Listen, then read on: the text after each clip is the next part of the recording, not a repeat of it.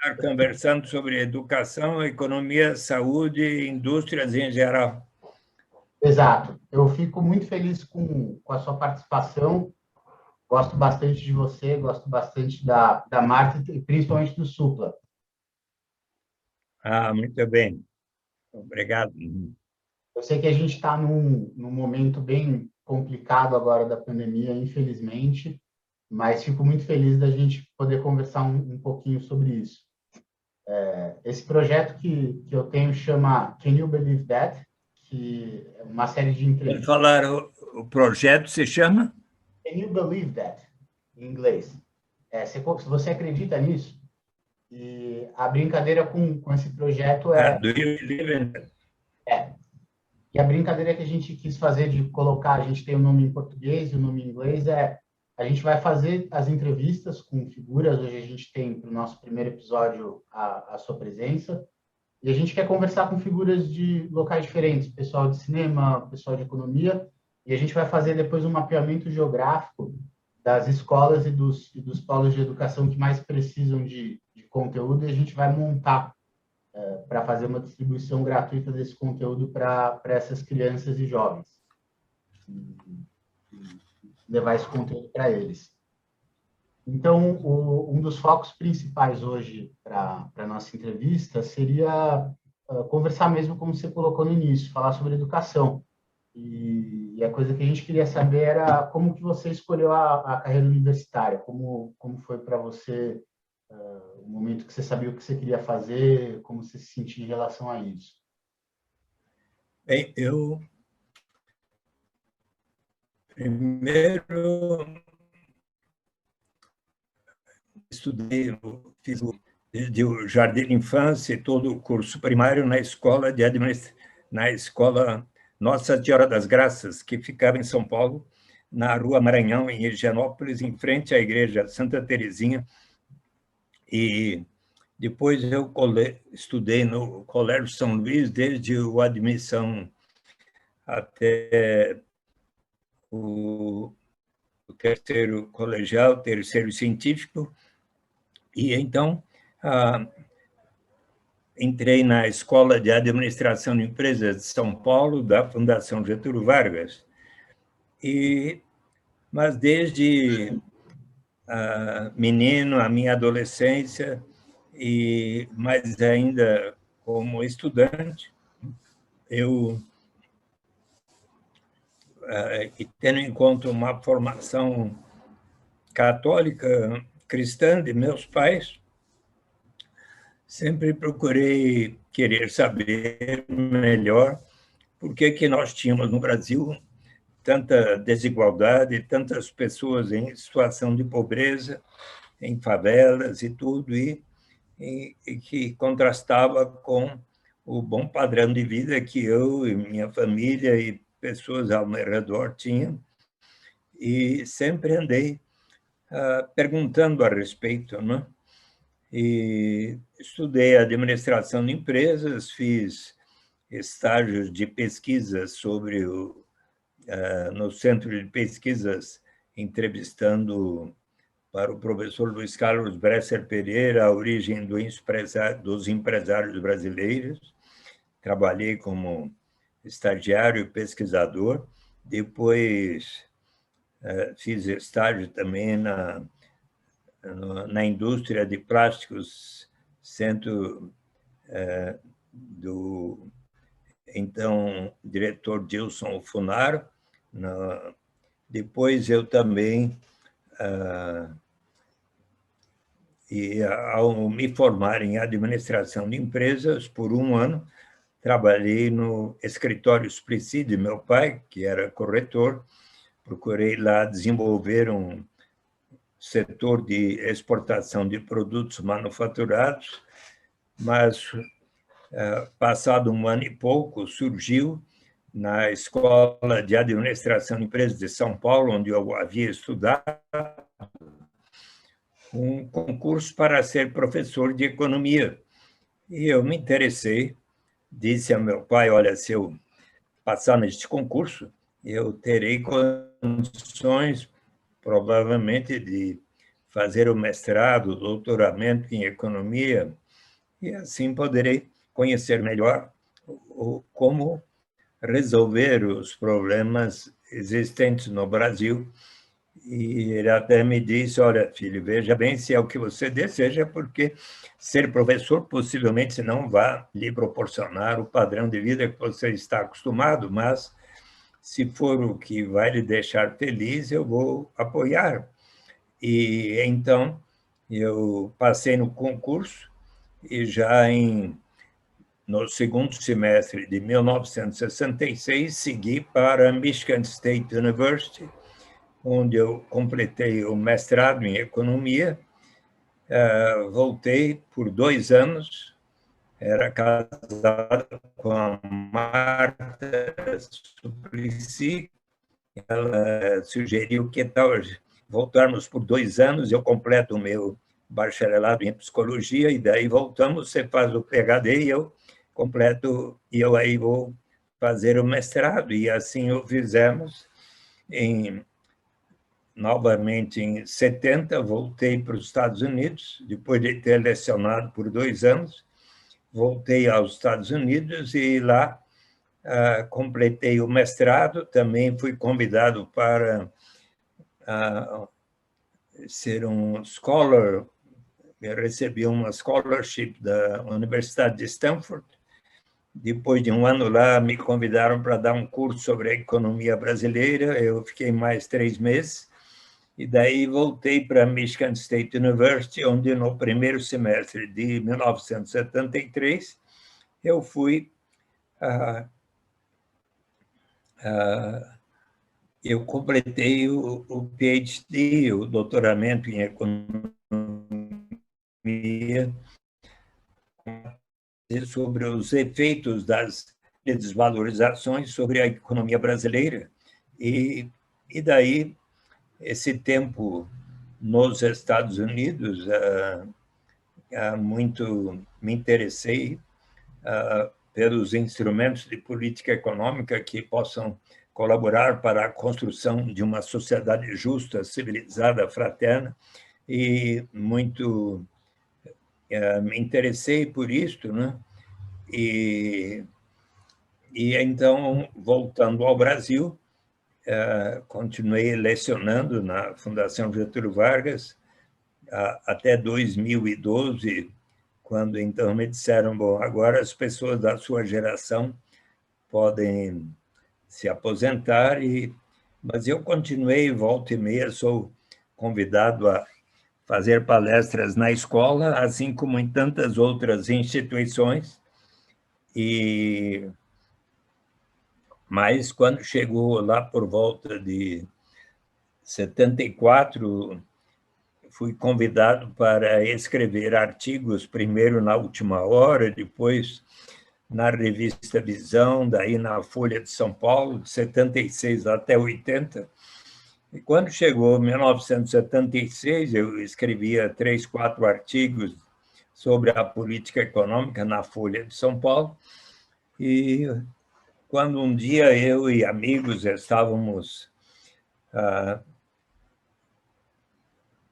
como que celebrando a eleição do nosso amigo Flávio Flores da Cunha Biarrimbá pelo MDB para vereador, daí chegaram na minha mesa na pizzaria e me disseram, olha, nós estávamos pensando quem é que deve ser candidato na próxima eleição em 78, e seus artigos estão sendo muito lidos na Folha, sobretudo pelos jovens.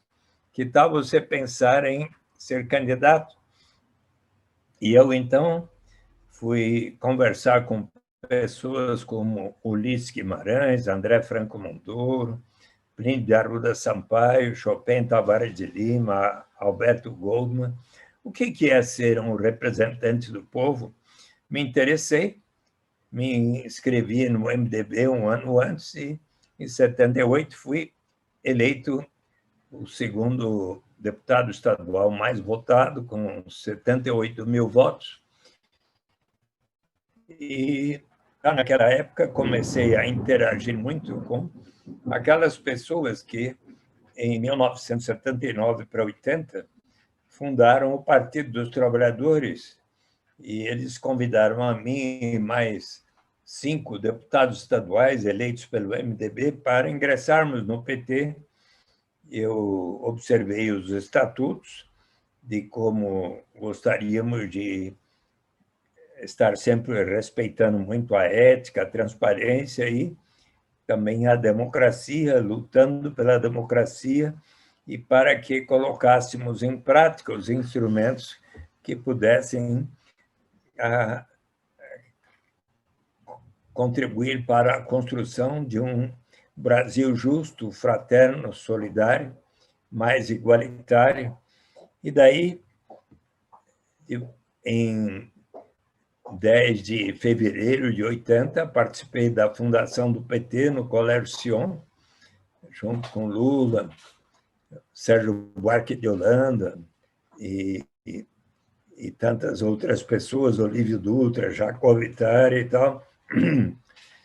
Em 82, fui eleito deputado federal pelo PT. Em 85 e 86, respectivamente, me indicaram para ser candidato a prefeito de São Paulo e governador, mas foram eleitos Jânio Quadros em 85 e a Quércia. Daí eu voltei para ser professor tempo integral na GV, e em 88, que tal você ser candidato a vereador para ajudar a eleição de Luiz Erundina, que havia sido candidata a vice-prefeita em 85 comigo. Aí eu aceitei, tive 201 mil votos, 5 vezes mais que o segundo colocado. Por causa disso, elegeram-me presidente da Câmara Municipal e ali coloquei em prática a norma, a transparência em tempo real é a melhor maneira de prevenir irregularidades. E, com tudo que lá aconteceu, em 1990, disseram para mim, olha, você está muito bem na opinião pública, que tal você ser o nosso candidato ao Senado?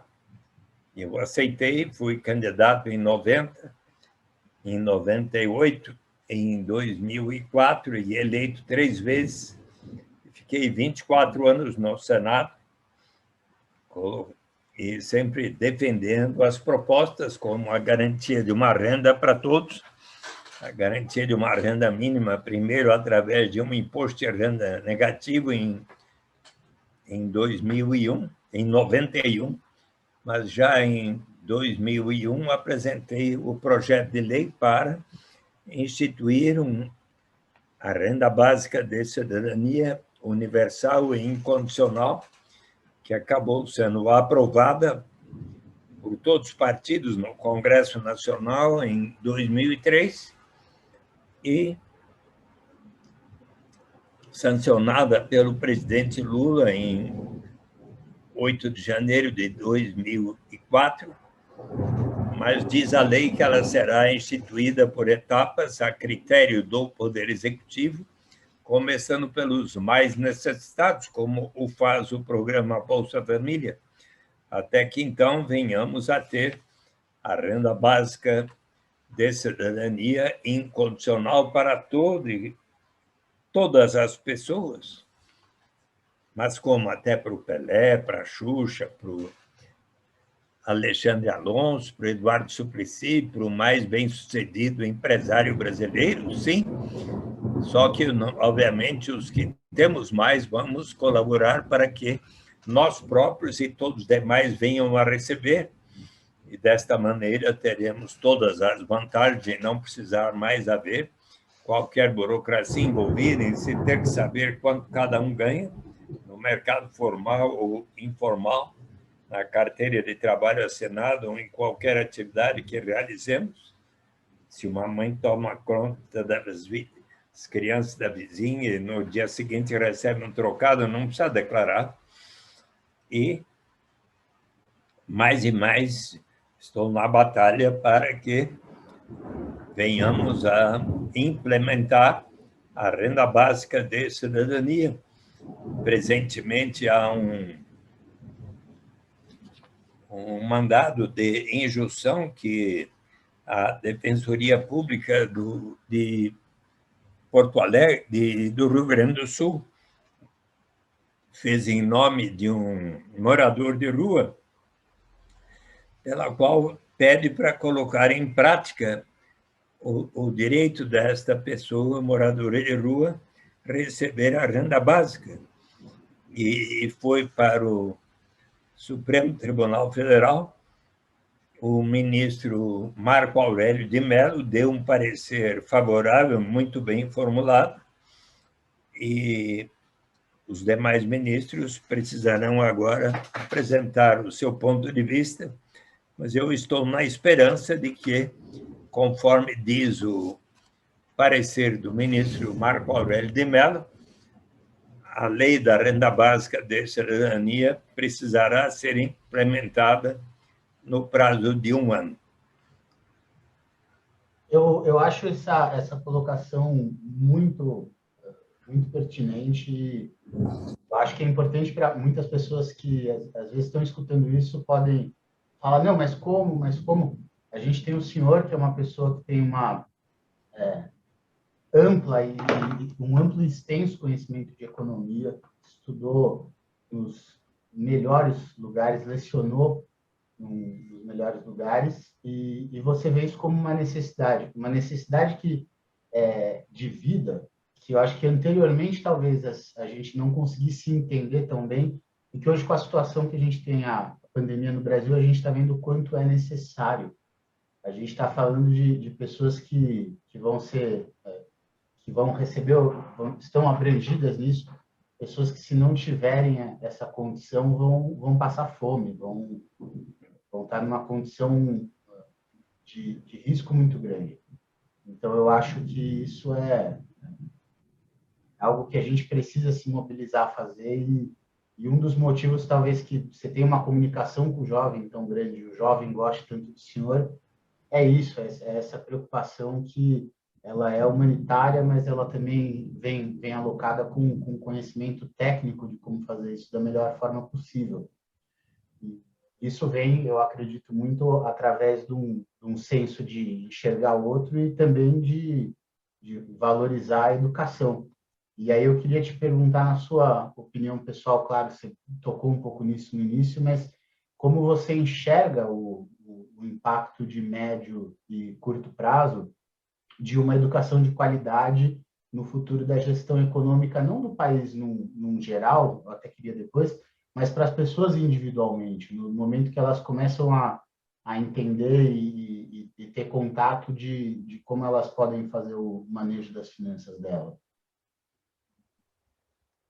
Se nós quisermos construir um Brasil justo, solidário, fraterno, precisamos levar em conta aqueles valores que não sejam simplesmente a busca do interesse próprio, de se levar a vantagem em tudo, mas precisamos levar em consideração os valores que signifiquem também o progresso das pessoas em torno de nós, não apenas de nossos entes queridos, como meus filhos e netos, mas de todas as pessoas na sociedade. Valores tais como os que foram tão bem expressos por Martin Luther King Jr. em I Have a Dream, eu tenho um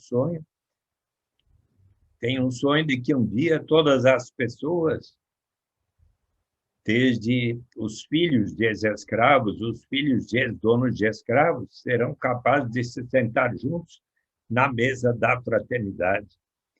E para colocarmos em prática estes objetivos e valores, que instrumentos poderemos considerar?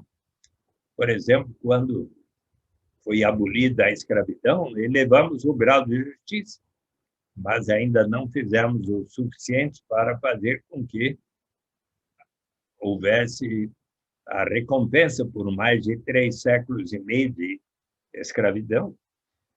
Se nós proporcionarmos ótima qualidade de educação para todos os meninos e meninas, para todos os jovens, para os adultos que não tiveram tiveram boas oportunidades de educação quando eram crianças, à luz dos ensinamentos do nosso querido professor Paulo Freire. E aqui eu mostro o livro Pedagogia do Oprimido, do professor Paulo Freire, nesta edição tão especial da Uninove, da BT Acadêmica e da editora e livraria Instituto Paulo Freire, que contém tanto o que foi manuscrito por Paulo Freire, como também a parte datilografada. Então, é importantíssimo que nós tenhamos uma educação da melhor qualidade possível e, se possível, também de uma qualidade transformadora, não é?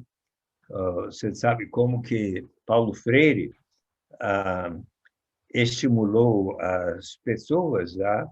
Ele começou em Angicos, lá no Rio Grande do Norte, a fazer uma experiência muito interessante em que conversava com pessoas adultas que eram analfabetas e perguntava a eles sobre algumas palavras que tinham muito significado e todos conheciam bem no seu dia a dia. E então, a partir de 10, 20, 30 palavras que eram muito conhecidas, ele então começava a falar de coisas que pudessem significar uma maior consciência da qualidade de vida que todos estavam tendo e ao mesmo tempo, ia ensinando a formular outras palavras e tudo, e a partir deste método chamado Paulo Freire, houve um extraordinário progresso do processo de alfabetização dos adultos.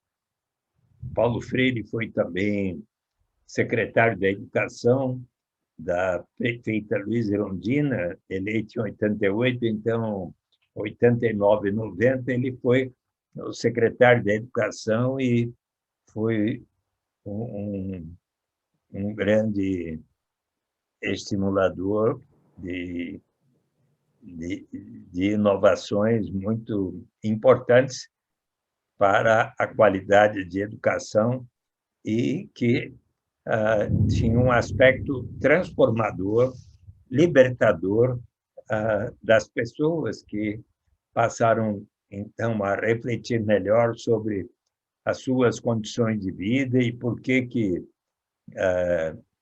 muitas vezes estavam sendo submetidas a situações de dificuldades e quais seriam os passos a serem dados para a construção de uma nação onde todos teriam mais direitos, não apenas à educação, mas ao bom atendimento da saúde. Também é tão importante, ainda mais nessa época da pandemia do coronavírus, estamos vendo que tenhamos um ótimo sistema único de saúde, um sistema que venha efetivamente a proporcionar aos brasileiros e brasileiras uma melhor assistência de saúde do que a que estamos tendo. Infelizmente, hoje observamos no noticiário que quase todos os hospitais, nos mais diversos lugares do Brasil, estão no seu limite. As unidades intensivas, as UTIs, estão praticamente superlotadas e, infelizmente, há pessoas que estão falecendo de Covid nas filas e é muito importante que nós venhamos a providenciar para todos os brasileiros e as brasileiras as vacinas, não é? Tanto eu tomei a minha primeira dose de vacina dia 3 de março e tomarei a segunda dose no dia 3 de junho, mas neste período da pandemia, ainda mais agora com o aumento impressionante de pessoas que estão sendo acometidas com a Covid, é muito importante que todos nós venhamos a seguir as recomendações dos responsáveis pela saúde pública, permanecer em casa. Eu estou trabalhando em casa desde 23 de março do ano passado. Semana que vem vai fazer um ano. E eu, sabe que eu acho que já fiz mais de 550 diálogos como os que estamos tendo, Alexandre, e pessoas, e diálogos. Felizmente, há pessoas que estão interessadas no tema, por exemplo, sobre o qual estamos falando, como construir um Brasil justo, e a renda básica de cidadania, são pessoas do Brasil inteiro que têm pedido a mim para dialogar, e eu tenho dado aulas assim, quase todo dia, 3, 4, 5 ou mais programas como esse, mas eu estou fazendo com prazer. E uma vez superada a pandemia da Covid, eu me coloco à disposição de visitar as mais diversas cidades com as quais tenho falado e para debater, seja nas câmaras municipais, nas assembleias legislativas de todo o Brasil, e também nas faculdades, como na sua faculdade de Sociologia. Qual é o nome da sua faculdade? É a Estácio de Sá. Perdão? Estácio de Sá. Ela é uma faculdade que começou no Rio de Janeiro, é carioca, mas hoje tem polos pelo Brasil inteiro. Eu faço na modalidade EAD, eu fazia antes da pandemia, e gosto bastante do EAD. Essa foi a única coisa que eu consegui me salvar um pouco nesse período de pandemia, porque eu nunca me dei tão bem no presencial e gostei muito do EAD. E a cidade onde você estuda é qual? Eu estudo aqui em São Paulo capital. Em São Paulo. Meu polo fica ali na Paulista. A faculdade fica na Avenida Paulista? O meu polo fica ali na Avenida Paulista, mas o campus original deles fica no Rio de Janeiro. No Rio de Janeiro? Eles têm polos do EAD pelo Brasil inteiro. Então, por exemplo, eu tenho meu polo ali na Paulista, eu consigo ir para tirar uma dúvida, para ver um material na hora de fazer as provas. Agora, com a questão da pandemia, tem sido 100% tudo no EAD. Mas quantos estudantes tem na sua faculdade? A Estácio, hoje, eu acredito que, juntando todos os estudantes, eu acho que são 200 mil estudantes, se você considerar o Brasil inteiro. É um número bem grande. Eu vou até puxar aqui, quer ver? No Brasil inteiro chega a mais de 200 mil? Mais de 200 mil. A Estácio é bem grande. E em São Paulo? Fica aqui em São Paulo, meu polo, mas eles têm polos pelo Brasil inteiro. A Estácio ela foi fundada em 1970 no bairro de Rio Comprido, na zona central do Rio de Janeiro, como uma faculdade de Direito.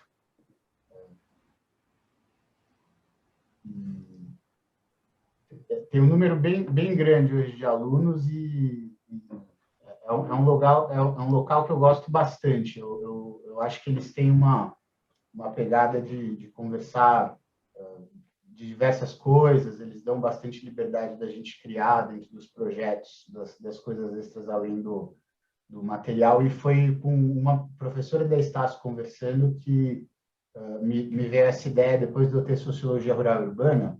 Foi uma matéria que a gente viu bastante sobre a questão geográfica do país, principalmente do Rio, no caso, de quais eram as áreas que estavam mais afetadas por violência, quais locais precisavam de mais assistência, quais locais geograficamente precisavam de uma intervenção por causa de deslizamento de terras. E aí, nisso, eu moro do lado de um BNH aqui, né? Eu moro aqui em Pinheiros e eu comecei uns trabalhos que eu fiz para a faculdade, uma coisa que veio na minha cabeça foi que eu falei, pô, eu gosto muito de audiovisual, daqui a pouco estou caminhando para ir para o 7º semestre de Sociologia, eu falei, seria muito legal juntar essa coisa de conversar e do audiovisual com a matéria da faculdade, a gente poder fazer um mapeamento e levar esse conteúdo, e ver também o que as pessoas querem falar, né? O que elas querem trazer. Eu acho que o método do Paulo Freire e um pouco do que, bastante, na verdade, como eu entendo, né? Do que você colocou no momento... Oi? Você também estudou no campus do Rio de Janeiro, da Estácio de Sá? Não, estudei só aqui em São Paulo. Em São Paulo. São Paulo, Mas uma coisa que eu acho interessante é isso, quando a pessoa começa a se ver protagonista do onde ela está, por que aquilo que eu estou aprendendo, como eu aplico na minha vida. E eu acho que quanto mais a gente traz isso para próximo do jovem, do estudante, das pessoas, é muito legal. Essa disposição que você está tendo de vir conversar e de trazer tudo isso mostra que tem uma unidade, né? E vendo o seu trabalho ao longo de todos esses anos, é algo que você faz com muita paixão. O brasileiro gosta de ver isso. E você agora gostaria, então, de fazer um filme, um audiovisual, um documentário sobre o tema de como construir um Brasil justo, civilizado e fraterno. Quais são os instrumentos de política econômica Exato. e social que nós poderemos colocar em prática para construir essa nação que nos é recomendada por pessoas como o Papa Francisco, colocar em prática aqueles instrumentos de política econômica que signifiquem a realização da justiça para que, então, possa haver a paz, possa haver muito maior segurança, muito maior solidariedade e não tanta criminalidade, assaltos, roubos, assassinatos. E então você pode fazer um documentário sobre a história da renda básica de cidadania ao longo da história da humanidade, não é? E quando é que começou a proposta da renda básica a ser considerada por todos no Brasil e no mundo? Por favor. Carta ao Papa.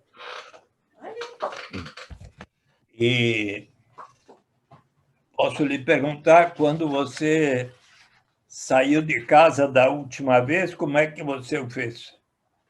A última vez que eu saí de casa, eu fui no mercado, temos que ir de máscara, né?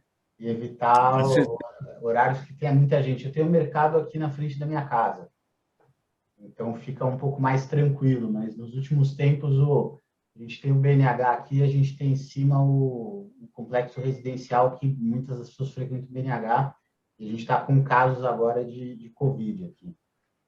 Então, você saiu de casa pela porta? Pela janela? Não, pela porta. Então, você sabe que 520 anos antes de Cristo, o mestre Confúcio, no livro das explicações e das respostas, observou que de lá saiu uma grande riqueza na forma da pesca. Não, perdão. No livro das explicações e das respostas, ele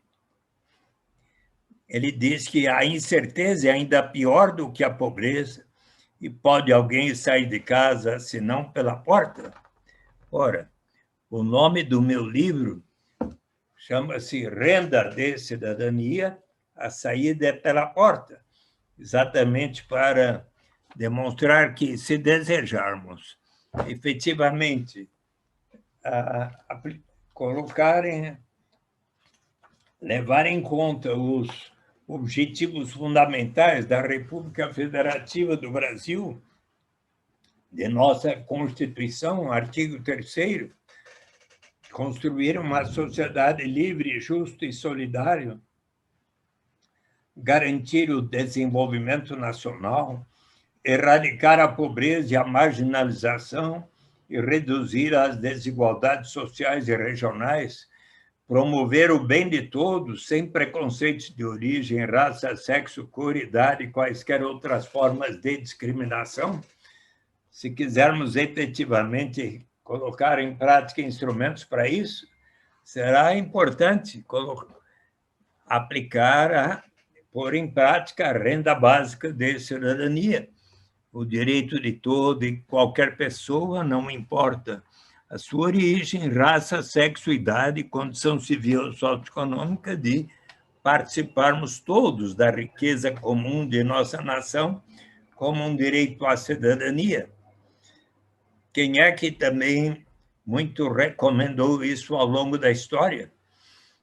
300 anos antes de Cristo, Aristóteles diz que política é a ciência de como alcançar o bem comum, uma vida justa para todos. Para isso se faz necessário a justiça política, que precisa ser precedida da justiça distributiva, que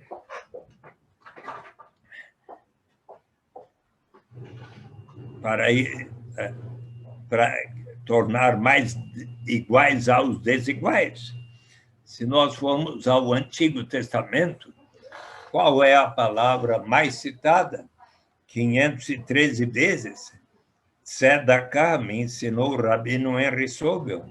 Tzedakah, que em hebraico significa justiça social, justiça na sociedade, que era o grande anseio do povo judeu, como também o é do povo palestino. Então, no livro do Êxodo, de Deuteronômio, dos Provérbios de Davi, de Esaú, de Jacó, sempre está a palavra tzedakah. O movimento dos trabalhadores rurais sem terra muitas vezes começam o seu seminário pela leitura do Êxodo, para lembrar da luta pela terra prometida, por justiça social, pela reforma agrária. Se nós formos ao Novo Testamento, nos Atos dos Apóstolos, lá está que eles venderam todos os seus bens, passaram a viver em comunidade de tal maneira a prover a cada um de acordo com as suas necessidades. Se formos olhar as parábolas de Jesus, como a do Senhor da Vinha, ele diz que o Senhor da Vinha contratou inúmeros trabalhadores ao longo da jornada, na primeira, na segunda, até a última hora do dia. Com cada um combinou o que ambos consideravam justo. Ao final da jornada, começou o pagamento pelo último que ali chegara. E quando pagou o primeiro, este lhe perguntou: mas como assim? O senhor está me pagando o mesmo que o último que chegou, e eu trabalhei mais do que ele?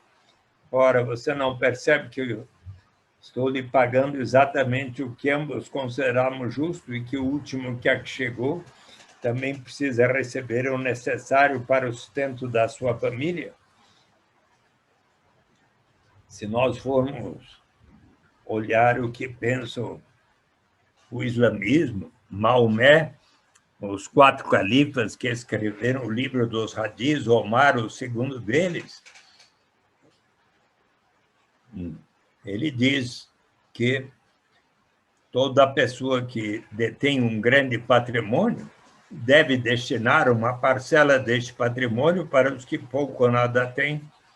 Se formos examinar o budismo, como Dalai Lama, em uma ética para o novo milênio, ele diz que, se for para admitir o consumo tão suntuoso dos mais ricos, nós precisamos antes assegurar a sobrevivência de toda a humanidade. É possível que você, como eu, tenha ficado assustado quando, em 21 de abril, naquela reunião com seus ministros, o ministro Jair Bolsonaro disse que queria distribuir armas para todo o povo brasileiro. Você tem armas em casa, Alessandra? Não, a gente não, a gente é totalmente contra. Eu também nem recomendo, viu? Quando o presidente da República falou que estava com a Covid-19, precisava ficar 2 semanas isolado no Palácio do Alvorada, eu pensei que ele pudesse ler algum livro e mandei para ele de presente A Utopia de Thomas More, para ver se ele podia aprender uma lição. E é um livro de 1516. No livro primeiro de Utopia, há um diálogo do cardeal Morton com diversas pessoas que estão comentando como é que a pena de morte não havia colaborado para diminuir a criminalidade violenta, os assaltos, os roubos ou os assassinatos, tendo em conta que a pena de morte tinha sido instituída na Inglaterra naquela época, início do século XVI. E foi então que um viajante português, Rafael Ítalo Deu em gregos, um contador de histórias, observou que muito mais eficaz do que infligir esses castigos horríveis, aqui não tem outra alternativa, senão de primeiro tornar-se um ladrão para daí ser transformado em cadáver, é você assegurar a sobrevivência das pessoas. E, com base nesta reflexão, um amigo de Thomas More escreveu para o prefeito da cidade flamenga de Bruges um tratado de subvenção aos pobres, onde, pela primeira vez, propõe a garantia da sobrevivência de todos os habitantes de Bruges.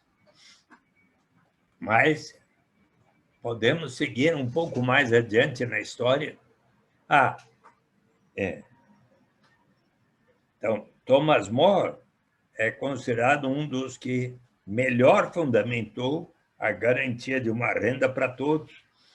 Podemos encontrarmos com outro Thomas Paine, P-A-I-N-E, que é o grande ideólogo das revoluções americana e francesa.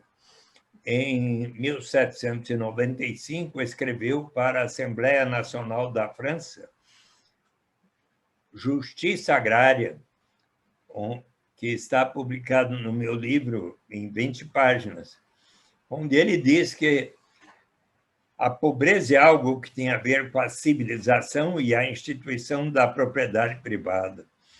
Ali, nos Estados Unidos da América, onde ele havia vivido antes da independência, não enxergara tamanha destituição como nas vilas e cidades europeias. Então, por que razão? Porque na América a propriedade era comum dentre os índios. Mas ele considerava de bom senso que uma pessoa que cultive a terra, realize benfeitorias na terra, possa usufruir do seu trabalho na sua propriedade. Mas era o seu plano que toda pessoa que assim o fizesse destinasse uma parcela de sua riqueza para um fundo que a todos pertenceria, e deste fundo, uma vez acumulado, se pagaria a cada pessoa naquele país um capital básico e uma renda básica como um direito inalienável de todos participarem da riqueza comum da nação. Podemos acompanhar depois, no século XX, Bertrand Russell, o grande filósofo, em Os Caminhos da Liberdade, numa reflexão sobre o fascismo, o anarquismo, o socialismo, os movimentos que abalaram a Europa antes da Primeira Guerra Mundial, ele chegou à seguinte conclusão: o meu plano é exatamente esse, toda pessoa deve ter o mínimo para a sua sobrevivência. A partir daí, cada um vai ter o direito de receber por sua produção, talento, criatividade, dedicação, mas a ninguém deve ser negado o mínimo para a sua sobrevivência. Certo dia, eu estava explicando para as comunidades eclesiais de base a respeito da garantia da renda, e lá na Conferência Nacional dos Bispos do Brasil, presidida pelo saudoso Dom Luciano Mendes de Almeida, um grande defensor dos direitos humanos. E eu fui citando inúmeros pensadores ao longo da história, inclusive disse Karl Marx, que depois de ter escrito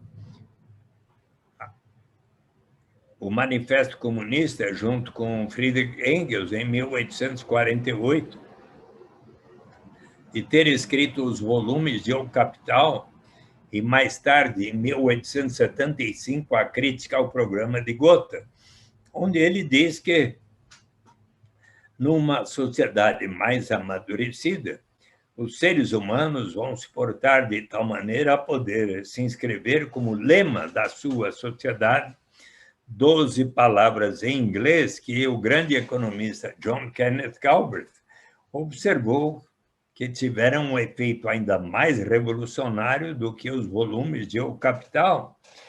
From each according to his capacity, to each according to his needs. De cada um de acordo com a sua capacidade, a cada um de acordo com as suas necessidades.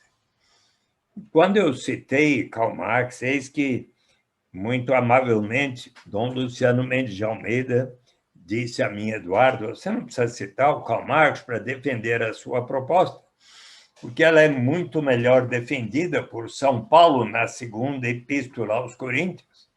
Eu achei muito interessante, fui ler, achei linda a epístola aí, sempre agora cito Karl Marx e São Paulo, que diz que todos nós deveremos sempre seguir o exemplo de Jesus, que, em sendo tão poderoso, resolveu se solidarizar e viver dentre os mais pobres, de tal maneira que, conforme está escrito, para que haja justiça, para que haja igualdade, toda aquela pessoa que teve uma safra abundante não tenha de mais, toda aquela pessoa que teve uma safra pequena não tenha de menos. E daí, mais e mais economistas, filósofos, pensadores no mais largo espectro passaram a defender diversas formas de garantia de renda mínima, seja através de um imposto de renda negativo ou da renda básica de cidadania incondicional e universal. Qual é a principal vantagem de pagarmos universalmente a todos? Eliminamos inteiramente a burocracia envolvida em se ter que saber quanto cada um ganha no mercado formal ou informal.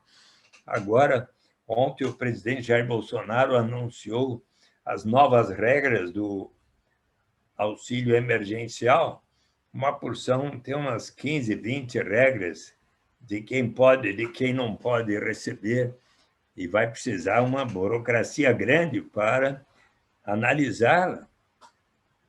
Se nós viéssemos a criar a renda básica, é do ponto de vista da dignidade e liberdade do ser humano, para aquela pessoa que, não tendo outra alternativa para conseguir a sua sobrevivência, resolve fazer uma atividade que vai colocar a sua saúde e vida em risco. O dia que houver para si e cada membro da sua família uma renda suficiente para atender às suas necessidades vitais, esta pessoa vai ganhar o direito de dizer: não, agora eu não preciso aceitar essa única atividade que me surge pela frente, mas que vai colocar minha saúde e vida em risco. Agora eu posso aguardar um tempo até que surja uma oportunidade mais de acordo com a minha vocação. A minha vontade é nesse sentido, pois, que a renda básica de cidadania vai elevar o grau de dignidade e liberdade para todos. E você poderá, então, fazer um documentário muito bem feito, inclusive com as experiências de se pagar uma renda básica a todos. Eu posso fazer algumas sugestões para você, onde é que você precisa ir? Posso fazer? Com certeza. Você pode começar indo para o Alasca, tá bom?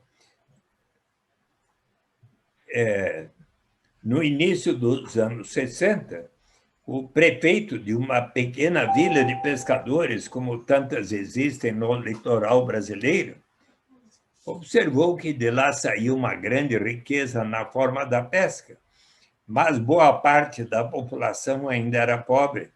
Então ele disse: vamos criar um imposto de 3% sobre o valor da pesca para instituir um fundo que a todos pertencerá. Mas o imposto sou contra, enorme resistência. Precisou 5 anos para ele persuadir a comunidade. Uma vez instituída, deu tão certo que, 10 anos depois, ele foi eleito governador do estado do Alasca. Jay Hammond era o nome dele. E acontece que o Alasca, no final dos anos 60, encontrou na Baía de Prudhoe, ao norte do Alasca, enorme reserva petrolífera. E ele, então, disse aos seus, então, 300 mil habitantes: nós precisamos pensar não apenas na geração presente, mas na vindoura, porque o petróleo, como outros recursos naturais, não é renovável. Vamos separar pelo menos 25% dos royalties decorrentes da exploração dos recursos naturais para instituir um fundo que a todos vai pertencer. E ele quis que todos debatessem e votassem. 76 mil disseram sim, 38 mil não.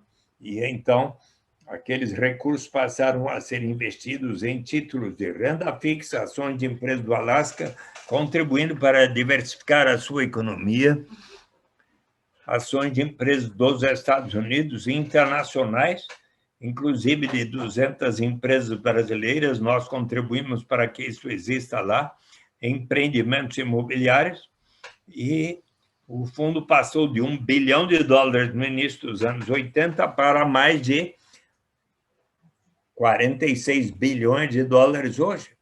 Vamos supor que você estivesse residindo no Alasca 1 ano ou mais. Entre 1º de janeiro e 31 de março, você teria preenchido. Eu sou Alexandre Alonso, uma application form. Resido em tal endereço, eu viajei por tal qual motivo, estou aqui de volta. Responde por suas crianças até 18 anos, por elas recebe igual para todos. Trabalho em tal instituição, não precisa dizer qual a sua remuneração, nem o seu patrimônio acumulado. 2 pessoas dizem testemunho, ao final, essa declaração é verdadeira. Se assim você tivesse procedido, ao final dos anos de setembro ou começo de outubro, a cada ano, você lá teria recebido 300, 400, 500, depois, no ano 2008, quando o preço do petróleo foi lá para cima, 3.200 e poucos dólares por pessoa. No ano passado, cerca de $1.000 por pessoa, pelo direito de todos os habitantes, hoje são 750 mil, de participarem da riqueza comum do Estado. Consequência, 1980, Alasca, o mais desigual dos 50 estados norte-americanos, hoje o mais igualitário, junto com Utah, e constitui suicídio político para qualquer liderança propor o fim desse sistema. Você pode também visitar Macau, que está tendo uma experiência desde 2008. Eu visitei a Namíbia, o interior lá, com experiências na vila de Otivero, muito bem sucedida também no interior das vilas rurais do Quênia, uma experiência formidável. Então, na Finlândia, na Índia, diversos países. E aqui no Brasil, você conhece Maricá, na costa do Rio de Janeiro? Não?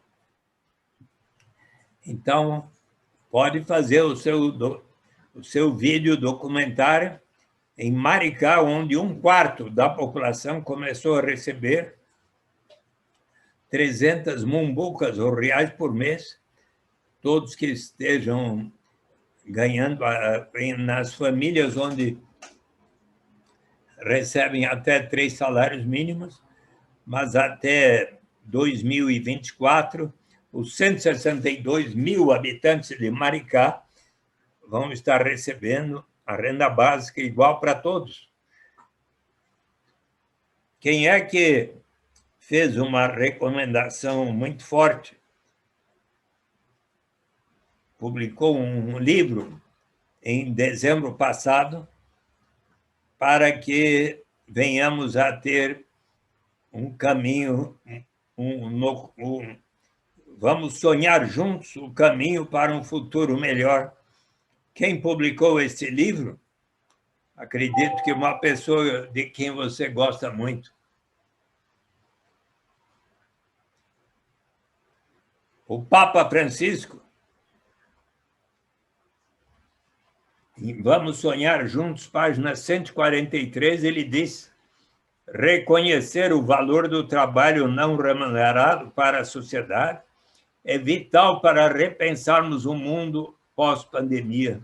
Por isso, acredito que seja a hora de explorar conceitos como o da renda básica universal, também conhecido como imposto de renda negativo, um pagamento fixo incondicional a todos os cidadãos que poderia ser distribuído através do sistema bancário. A renda básica universal poderia redefinir as relações no mercado laboral, garantindo às pessoas a dignidade de rejeitar condições de trabalho que as aprisionam na pobreza. Daria aos indivíduos a segurança básica de que precisam, eliminando o estigma do seguro-desemprego, e facilitaria a mudança de um trabalho para outro, como cada vez mais os imperativos tecnológicos no mundo trabalhista exigem. Políticas como essa também podem ajudar as pessoas a combinar tempo dedicado a trabalho remunerado com o tempo para a comunidade. Você tem um bom roteiro já para o seu documentário. O que achou? Eu acho que tem...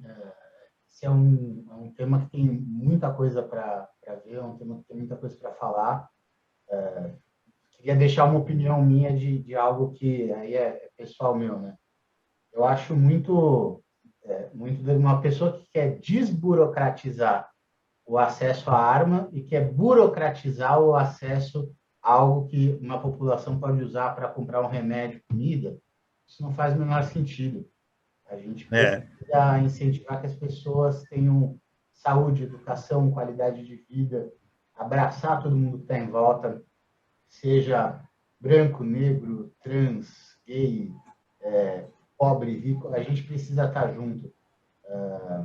Eu fico muito feliz com essa conversa que a gente teve hoje, eu fico muito feliz de poder ter conversado com o senhor, ver o seu ponto de vista, mais o seu trabalho. Você fala de uma forma tão apaixonada quanto a execução do trabalho que você faz.